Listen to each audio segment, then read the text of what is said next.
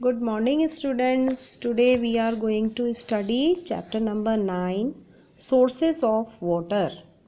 पानी के sources, पानी हमको कौन कौन से sources से मिलता है, कहाँ कहाँ से हमको पानी मिलता है, वो हम इस chapter के अंदर पढ़ेंगे. In class 4th you have studied about the uses of water. Class 4th में आपने पानी के uses पढ़े थे, पानी के उपयोग पढ़े थे.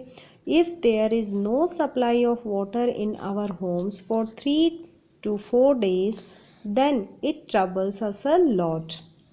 We cannot live without water. Water is very important for our life. हमने पढ़ा था कि पानी हमें किन किन चीज़ों के लिए ज़रूरी होता है, क्या क्या हम पानी से हम क्या क्या यूज़ होता है हमारा. अगर सपोज़ करो, इमेजिन करो 3-4 दिन तक आपके घर में अगर पानी नहीं होगा तो क्या होगा, हम बहुत परेशान हो जाएंगे, क्योंकि we can not live without water. पानी के बिना हम रह नहीं सकते. हमारे बहुत से काम होते हैं जो पानी के बिना हो ही नहीं सकते. नहाना, धोना, बर्तन धोना, कपड़े धोना, पानी पीना जो सबसे इम्पॉर्टेंट है. ठीक है. Water is important for our life. हमारे जीवन के लिए पानी बहुत ज़रूरी है, क्योंकि हमारे शरीर के अंदर, हमारी बॉडी के अंदर 70% वाटर होता है. अगर पानी नहीं होगा तो हमारी डेथ हो जाएगी. तो बिना, जितने भी लिविंग ऑर्गेनिजम्स हैं वो पानी के बिना सरवाइव नहीं कर सकते, क्योंकि लिविंग ऑर्गेनिजम्स के अंदर 70% उनकी बॉडी के अंदर वाटर होता है. Think and answer the following. Which type of water should we use for drinking purpose? हमें किस तरह का पानी पीने के काम में लेना चाहिए? तो ऑब्वियसली क्या होगा, ये साफ पानी. बिल्कुल साफ क्लियर वाटर हमको, ऐसा क्लियर वाटर जिसके अंदर कोई भी इम्प्योरिटीज़ नहीं हो, कोई कंटामिनेशन नहीं हो, ऐसा पानी हमको पीना चाहिए. You must have seen taps, tanks, hand pumps, tube well, etc. Have you ever thought from where does the water come in them? आपने नल देखे हैं, टंकियाँ देखी हैं, हैंड पम्प, ट्यूबवेल, ये सब देखा है, लेकिन आपने कभी सोचा है कि ये पानी इनके अंदर कहाँ से आता है? Previously people used to bring water from wells, step wells, ponds, rivers, lakes, etc. Nowadays in the cities there are taps in every household. पुराने ज़माने में लोग पानी के लिए कुएं खुदवाया करते थे, बावड़ियाँ होती थी और तालाब बनाते थे, नदियों का, झीलों का पानी यूज़ करते थे. तो ये पानी कहाँ से आता है? नीचे ज़मीन के अंदर, ग्राउंड वाटर बोलते हैं उसको. ज़मीन के नीचे जो बारिश का पानी होता है वो सीप होकर के, रिस करके ज़मीन के नीचे चला जाता है, और वो फिर हमको नदियों, तालाबों और नदियाँ नहीं, तालाबों के रूप में और कुओं के रूप में या बावड़ियों के रूप में हमको वो पानी मिलता है. आजकल शहरों के अंदर क्या लगे होते हैं? हर घर के अंदर नल लगे होते हैं. और ये पानी कहाँ से आता है? नदियों से. और जो बड़ी बड़ी जो नदियाँ होती हैं उनसे, उनके अंदर डैम बना करके पानी को रोक लिया जाता है, बारिश के पानी को, और उस पानी को फिर साल भर शहरों में, अलग अलग शहरों में उसको नलों से सप्लाई किया जाता है. In villages also tanks of waterworks department are constructed and taps are available near them.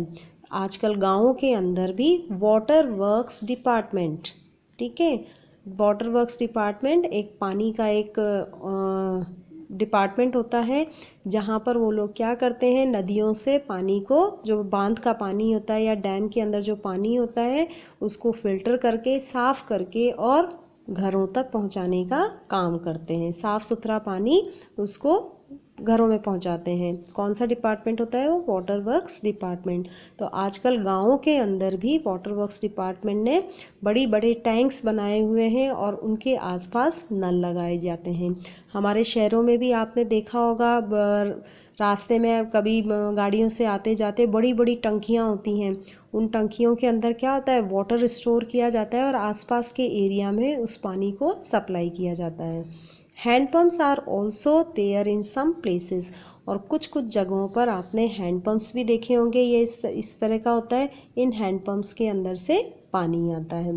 लेकिन ये पानी कहाँ से आता है? नीचे जो ग्राउंड वाटर होता है, ज़मीन के अंदर जो बरसात का पानी इकट्ठा होता है, वो पानी हैंडपम्प के थ्रू हम इसमें बड़े बड़े सिंकिंग पाइप्स डालते हैं इसके अंदर और उनको निकालते हैं। Explore and give the answers. Which sources of water are there near your village? आपके आसपास कौन कौन से तरह के सोर्सेज अवेलेबल हैं? If there is any pond, lake और dam near your village city then collect the following information about it. आपके आसपास गांव में या शहर में अगर झील है, डैम है या कोई तालाब है तो उसके बारे में इंफॉर्मेशन कलेक्ट करनी है। What is the name of that source? तो उसमें कौन कौन सी इंफॉर्मेशन लेनी है कि उस सोर्स का नाम क्या है, नदी है या तालाब है तो क्या नाम है उस तालाब का या नदी का। How old is it? कितना पुराना है। Who build it? किसने बनवाया। From where does the water come into it? इसके अंदर पानी कहाँ से आता है। What are the uses of water obtained from it?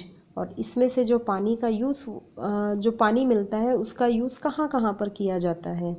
Which festival और fair are organised near it?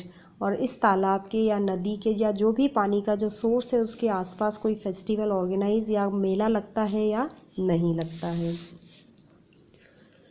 In Rajasthan the king rulers and the public realized the importance of water and together developed the enriched system for the conservation of water।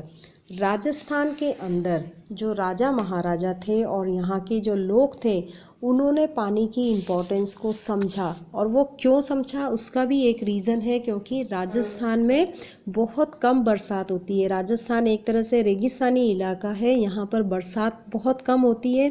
तो इन लोगों ने पानी की importance को समझा और उसके लिए उन्होंने नए नए पानी को, बरसात के पानी को कंजर्व करने के लिए उन्होंने नई नई टेक्निक्स को डेवलप किया, जिससे कि in which more than one ponds are connected to each other through the canals. और उसके लिए उन्होंने ऐसे ऐसे सिस्टम्स बनाए कि जैसे 2-3 तालाब में आपस में एक दूसरे से उन्होंने कैनाल्स के थ्रू उनको इंटरकनेक्ट किया। अब सपोज़ करो दो या 3 तालाब आपस में इंटरकनेक्ट हैं। एक तालाब के अंदर पानी आया, जब वो ओवरफ्लो होने की स्टेज में आता है तो वो कहाँ चला जाता है, उसका पानी दूसरे तालाब के अंदर चला जाता है।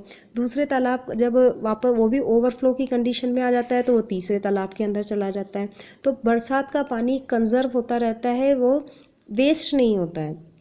उन्होंने तालाबों को कैनाल्स के थ्रू उन्होंने इंटरकनेक्ट किया। When the ponds are filled with rainwater one by one, then after that the water overflow out from that area. In the same way the rainwater is conserved in the household also. तो इस तरह से क्या होता है कि वो पूरे साल भर वो तालाब क्या है, बारिश के पानी से भरा रहता है और वहाँ जो आसपास जो लोग रहते हैं वो उनको पूरे साल भर उनसे पानी मिलता रहता है। तो राजस्थान के लोगों ने बहुत, जब राजा महाराजा थे उसी समय यहाँ पर उन लोगों ने इस बारे में सोचना शुरू कर दिया था। इसीलिए राजस्थान में इतनी सारी बावड़ियाँ प्रेजेंट है, कुएँ हैं, तालाब हैं, बावड़ियाँ हैं। तो वो उसका रीज़न यही है कि राजा महाराजाओं ने ही उस समय से ही ये इन लोगों ने क्या किया था, राजस्थान में इन्होंने इसके बारे में सोचना शुरू कर दिया था। और इसका रीज़न ये है कि बारिश यहाँ पर बहुत कम होती है, तो जितनी बारिश होती है उस बारिश के पानी को वेस्ट ना होने दें, बल्कि उसको कंजर्व करके रख सकें पूरे साल भर के लिए। ठीक है, और ये आपके पास यहाँ पर सामने दिख रहा है रेन वाटर कंजर्वेशन, जो बरसात का पानी है वो कैसे कंजर्व करना है। ठीक है, वो हम नेक्स्ट क्लास में पढ़ेंगे।